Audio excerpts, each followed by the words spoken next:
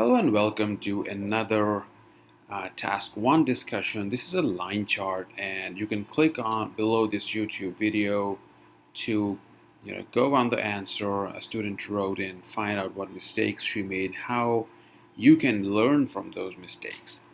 So the first thing I want to mention here is that during the past few days I've noticed that students are discussing me, what exactly do you mean by vocabulary? And in the interest of promoting vocabulary, in the interest of paraphrasing, many students are distorting the meaning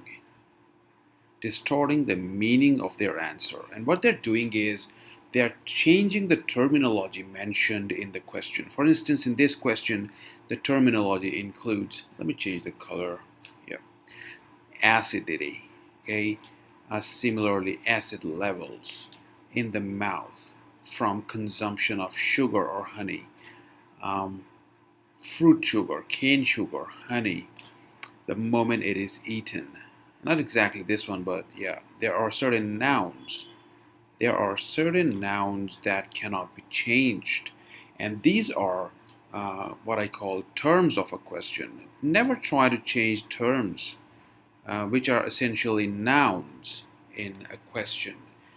So when you write an answer, don't try to replace acidity with something, or even pH, the pH level. Do not try to change the pH level with a synonym, or try to change sugar or honey with a synonym, or fruit sugar, cane sugar. Don't try to change these words as this will distort the meaning. There are a number of other words. You can find synonyms for consumption, okay, or a number of other issues, time, you can call it period. There are several things that you can do in the interest of paraphrasing or showing diversity of your vocabulary other than changing the words, the terms of a question. So having said this, there are a few things that you can notice in this question. First and the most important thing is, that you basically have to move in two stages. First is an intergroup comparison, and another is intra-group comparison. So there is nothing called intergroup over here. There is just 1, 2, 3. So what do I mean by intra-group? These are just terminologies I've created to help you write better answers. So intra-group is that this is 1, and you are going to analyze this. This is 2, the red color, and the blue color, this is 3. When you're comparing them with each other, that's the inner group. And when you are restricting to just one category, that is intragroup. So, you have to write both inter and intra.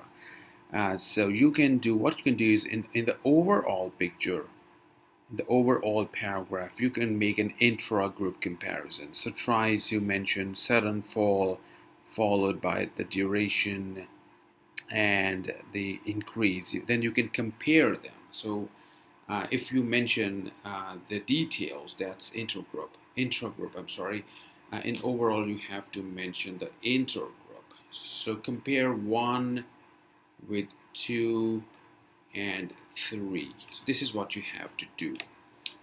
Then the next paragraph should be on intra, and perhaps one more paragraph on intra.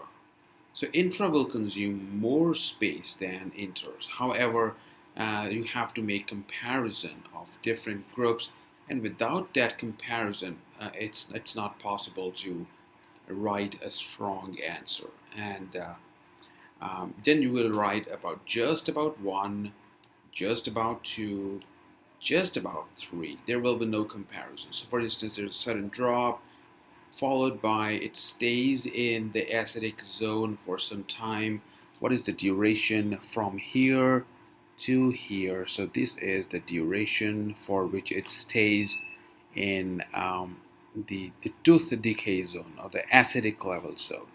So for this much duration, the person, an individual, runs the risk of tooth decay. Thereafter, it comes back to the normal territory, the unlikely territory. So use these words again also.